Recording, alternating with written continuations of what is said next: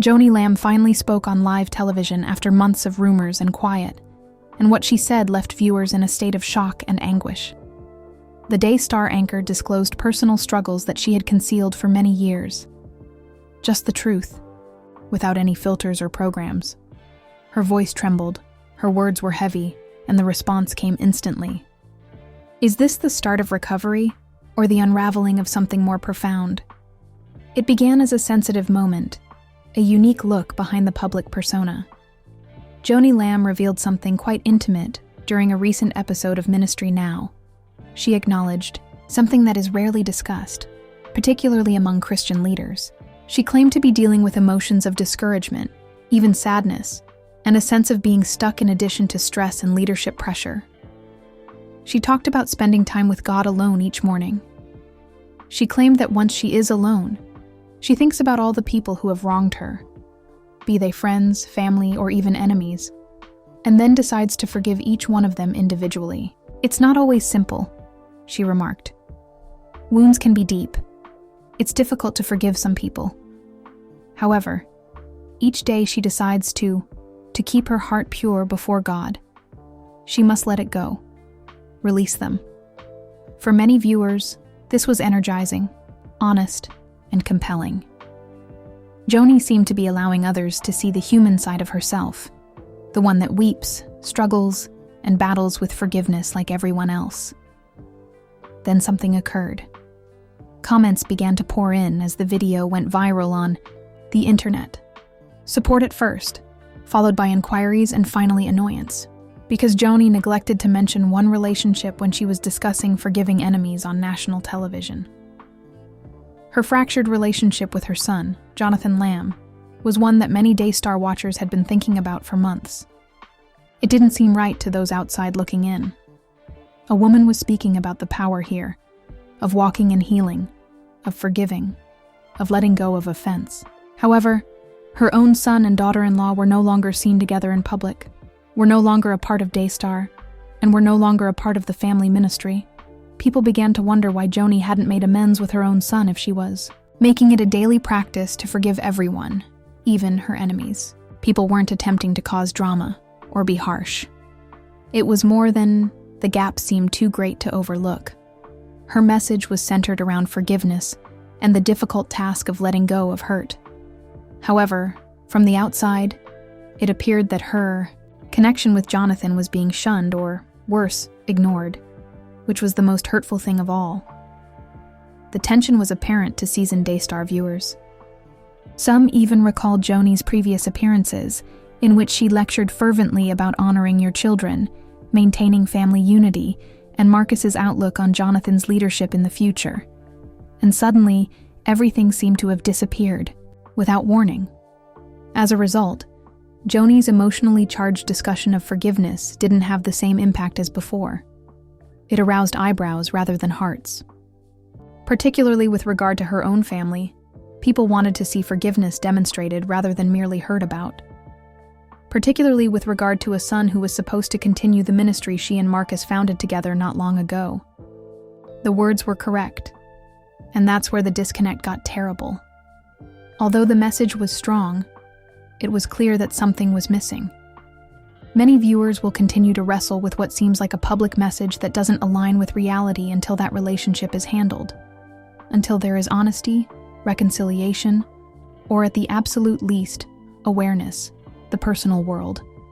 And it's heartbreaking for some, not just disappointing. If you have followed Daystar for a long time, you are likely aware of how frequently he mentioned his son, Jonathan, particularly in the years when Marcus Lamb was alive. It wasn't a casual remark or a proud father flaunting his child. Marcus was adamant that Jonathan was the one chosen to continue the ministry. For a lot of viewers, Marcus wasn't merely hoping Jonathan would eventually take over. According to the biblical concept of spiritual inheritance, he was delivering it as a prophetic promise, a legacy that was passed down from father to son. Jonathan was being set up for more than simply leadership roles. From an early age, he was being molded, prepped, and trained. Marcus would elevate him to a leadership position, gatherings, then broadcasts. Jonathan was obviously the next in line, even though it was subtle at times. He would inherit the mantle. Marcus saw it that way. Many viewers of the Daystar also had this belief. Thus, the assumption was straightforward when Marcus died in 2021. Jonathan would take over his father's responsibilities. It felt natural. It had a biblical feel to it. It seemed to be just what Marcus had planned. In fact, at first it appeared to be just that. Jonathan continued to be involved with the network. He was well known, actively committed, and open about his and his wife Susie's ongoing dedication to the ministry. They weren't fussing over the changeover or making any demands. They were merely carrying out their duties with loyalty, respecting Marcus's legacy, and attempting to heed the guidance of God. But as time passed, a change occurred. Joni Lamb took charge, slowly and silently. She became the face, voice, and decision-maker of Daystar, in addition to being Marcus's widow and attempting to keep things running. It came as a surprise to many. Some found it perplexing. And it was really worrisome for those who had followed Marcus for years since. To them, this wasn't merely a fresh chapter. This was a deviation from the initial purpose. Jonathan was not going anywhere. His role started to diminish, but he was still present, still respected, and still committed. He spoke less loudly. His face was less obvious. Additionally, as Jonathan and Susie would subsequently disclose, things were becoming more difficult behind the scenes. They became aware of the alterations. Without them, decisions were being made. Discussions were taking place behind closed doors. Their inquiries were either ignored or, worse, interpreted as disobedient. What had once seemed like a ministry run by a family was beginning to feel more like a one-person show. And Jonathan wasn't that individual. It was more than status or ego. For Jonathan, it was never the point of this. He didn't want to take charge. All he desired was to serve in the place where God had called him. However, he started to feel something far more substantial. He started to feel excluded from the very vision his father had given him, as well as from decision-making. And people took notice. Faithful Daystar followers began to inquire, "Where's Jonathan?" Recalling Marcus' words, they recalled his discussion about succession and legacy. They were now witnessing that history be overlooked completely, or worse, slipping through the gaps. Some claimed they couldn't get rid of the sensation that Marcus was tearing down in real time what he had prayed for, planned for, and prophesied. When Jonathan and Susie eventually spoke up and revealed what they were experiencing, it hurt even more. Behind the scenes, they had been working. That the ministry Marcus established out of love, prayer, and faith had devolved into one of control, pressure, and secrecy. That they were being progressively driven out of leadership positions rather than welcomed into them. The most difficult aspect was that Jonathan had never requested attention. All he had ever desired was to follow his father's path. However, he was warned that it was unacceptable when he attempted to remain faithful to that vision, to stand up for what he thought was right, and to follow God's guiding rather than just human expectations. Finally, he was released. The kid that Marcus developed to be a leader was taken out of the ministry that Marcus established. For many viewers, the entire plot is therefore more than just a family conflict. It feels like a spiritual heartbreak because, like a mantle being handed down and then dropped, or like a father's vision being overridden, calling was interrupted. Some others think Marcus's dream isn't dead, it's only postponed, and that healing is still possible. They continue to hope for Jonathan's return and Joni's realization that legacy is something you honor rather than something you control. However, the image is uncomfortable at the moment.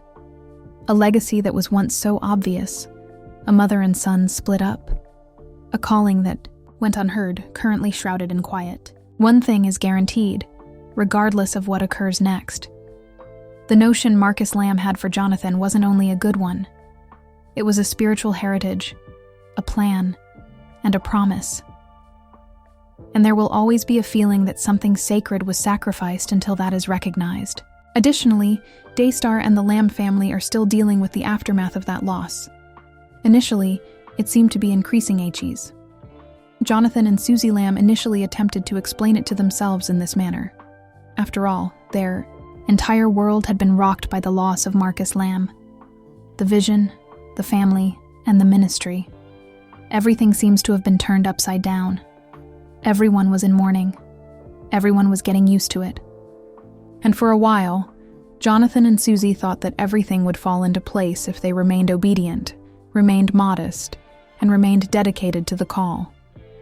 However, rather than settling, things started to fall apart. Daystar appeared unchanged. From the outside, the lights were on, the shows were in progress, the brand was unharmed. However, behind the scenes, Susie and Jonathan started experiencing a sensation they had never experienced before. Unwelcome, untrusted, and unheard inside the ministry they had always loved. Not everything happened at once. At first, it was subtle. They were not invited to a leadership meeting, a choice that was made without consulting them. There were times when they voiced concerns and were met with silence, or worse, with mystical jargon that implied that their mere inquiry was the issue. Then the noise increased. Jonathan and Susie said that the culture within Daystar began to change in a way they were unfamiliar with.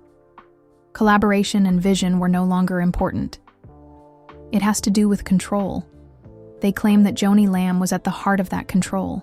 They started to see that those around them appeared hesitant to speak up. Employees would mutter their worries in private, but never bring them up in meetings. It wasn't just unhealthy. People began saying things like, "Just stay quiet," or "Don't push back, just agree." It was oppressive on a spiritual level.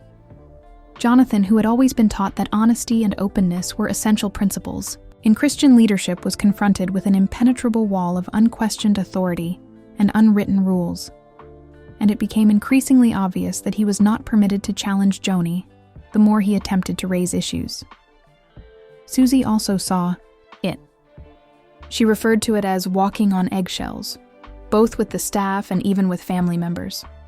The idea that everything had to be centered around getting Joni's approval, her choices, her thoughts, her guidance. Asking her questions wasn't considered conversation. It was viewed as dangerous and disloyal. Even worse, there was more than just corporate pressure at play here. It was pressure in God's name. That's when things really began to fall apart. They testified that Joni's leadership was not just powerful, but also spiritualized. People were informed, felt her words were not only sage, but also inspired by God. That God's will was behind her path, not just her own, and you were opposing God himself if you didn't obey it. Jimmy Evans was able to help, a man of God, a marriage counselor, and a spiritual leader whom Jonathan and Susie had formerly admired. However, something changed during that notorious encounter in July 2023. What was meant to be a family discussion that devolves into a spiritual power struggle. Jonathan and Susie claim that Jimmy told Jonathan that Joni's voice was God's voice, in their ministry and in their family. That opposing her was rebelling against God's power, rather than merely being disrespectful. Knowing he was out of sync with the Lord, and not only with his mother, if he didn't comply, Jonathan gasped. Susie was feeling nauseous. How could this have happened? How had spiritual control become a part of leadership? They characterized that season as one of intense spiritual conflict, emotional strain, and perplexity. They desired to remain true. They desired to contribute to Daystar's future. However, they were being expected to give up their beliefs, remain silent, and accept judgments that they didn't think were correct. Additionally, when they didn't, the criticism was quick. They claimed that Daystar's culture has become poisonous. They were silencing people. According to reports, some employees were instructed not to talk to Jonathan and Susie. Silently, others were taken out. Being faithful to God was not a metric used to measure loyalty. Compliance with leadership, particularly with Joni, served as the yardstick. Then Joni's remarriage to Doug Weiss became a problem. Susie and Jonathan didn't cause a stir in public. They didn't write open letters or post angry videos. Rather, they just decided to remain silent because they personally felt that the scenario constituted severe theological concerns. As a matter of personal conviction, they hoped that their quiet would be respected. However, they said that the quiet was interpreted as treachery. They were both dismissed from the ministry shortly after, fired to Jonathan and Susie without being asked to move back or reassigned. The choice didn't seem like a professional one. They felt as though they were being punished for not conforming to an internal system that required complete agreement, rather than deliberate participation. However, despite everything, the shooting, the strain, and the hush were nothing compared to what followed. Because based on their story, there was a deeper family betrayal that altered things irrevocably. Something even more serious. They claim that Johnny's reaction wasn't what they had hoped for when a major accusation of inappropriate behavior involving their little daughter was made. The accusation included someone who worked at Daystar and was close to the Lamb family. Rather, they claim Joni concealed her lack of urgent protection or open assistance. They claim that Joni put the ministry's reputation ahead of a child's safety, that she disregarded their suffering, that she made Jonathan and Susie believe they were the issue and supported the accused. Then everything was different. This was no longer about leadership. This has nothing to do with who would manage Daystar. This has to do with justice, truth, safety, and family. According to Jonathan and Susie, they felt abandoned and deceived by someone who was supposed to be watching out for them, by someone who had stood in front of millions of people preaching about honesty, forgiveness, and love. They were finished. The games, the control, and the spiritual torture under the name of leadership are over. They were devastated by what had previously been their home, their vocation, and their life's work. Nevertheless, Jonathan and Susie have decided not to assault, yell, or attempt to destroy in spite of everything. Rather, they have begun to gradually tell their story, sincerely and cautiously. They claim that their goal is to illuminate the way, not only for themselves, but also for anyone who has been subjected to spiritual manipulation, for anyone who has been silenced by people they trusted in leadership roles. Because ultimately, that's what counts most. For anyone who has experienced the agony of hearing the words, submit or leave, and perhaps most of all, they're doing it for their daughter. And the question now isn't simply who's in charge for those who witnessed all of this, those who grew up watching Daystar, those who revered Marcus, and those who believed in his vision. How much harm has already been done is the question. And is it still possible to save anything sacred? Many people were unsure of what to believe when the stories, the tension, and the silent repercussions inside the Lamb family initially started to surface. But this was Daystar now. For years, they had put their trust in this ministry. The Lamb family had created a platform that spread a message of hope and faith to millions of viewers, and veracity. People were intrigued, but not worried when Jonathan and Susie Lamb began to discreetly withdraw from the spotlight. Not yet, anyhow. However, as time went on, more information began to surface. Conversations emerged from whispers. Online discussions emerged from conversations. And all of a sudden, what had seemed like a private family company was now the focus of thousands of Christian viewers and Daystar supporters worldwide. And the responses were divided, loud, and emotional. Immediately, some people expressed their anguish on social media. They found it incomprehensible that the same network that promoted family, unity, and heritage was suddenly at the epicenter of such blatant dysfunction. Many recalled seeing Jonathan's development on screen. They recalled Marcus boasting, almost prophetically, about his son and his belief that Jonathan would eventually take over the mantle. It felt like a betrayal to Marcus's legacy, as well as to Jonathan when they found out that he had been reportedly cut off completely and removed from leadership. Joni Lamb was defended by others. They maintained that changes in leadership are seldom simple. that people are altered by bereavement, and that perhaps there were behind-the-scenes activities that the general public simply couldn't comprehend. And that's true to some extent, but it was harder to turn a blind eye as additional information surfaced, including claims of spiritual control, submission pressures, the startling story of their daughter, and the purported handling of it all.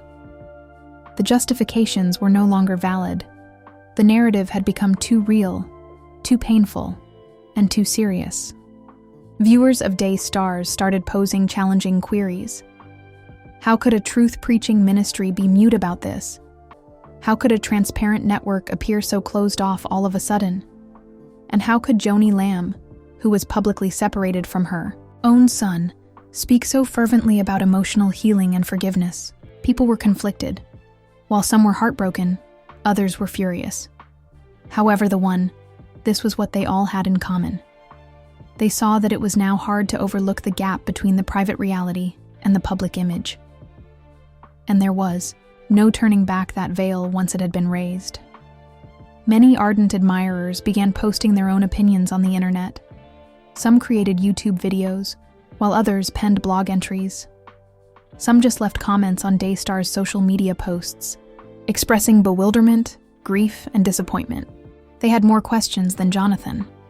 They had questions concerning accountability, leadership, and the truth. Some claimed that Daystar needed to start upholding the principles it taught if it wished to remain a voice for the Christian world. That required integrity. Reconciliation was required. Above importantly, I entailed prioritizing integrity before appearance. And Marcus Lamb's vision remained the most obvious problem for many. Viewers have seen him devote his life to the ministry. For years, he was more than just a TV host and CEO. He was a father, a pastor, and a man who sincerely thought his kid would carry on Daystar's legacy.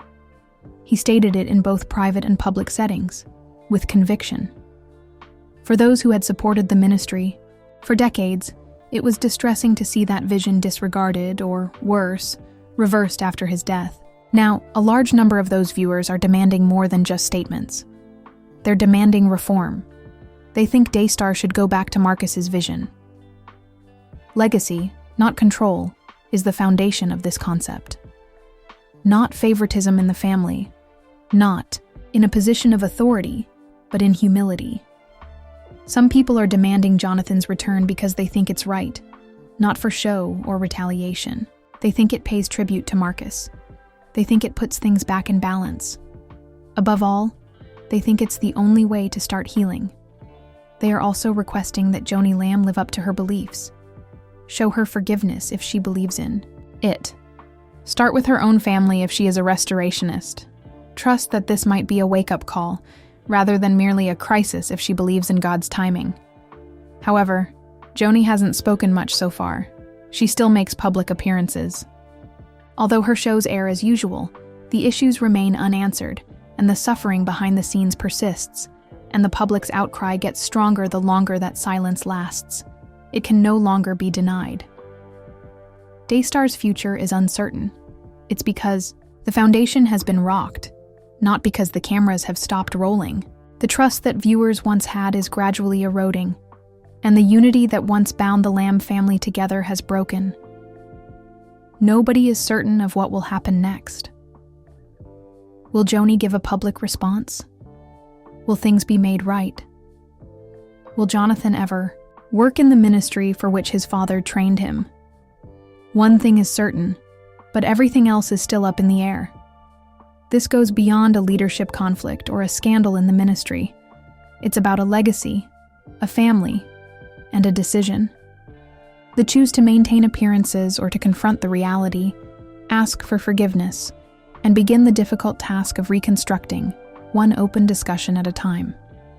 Thousands of people are currently watching, praying, and hoping that someone will take that initial step.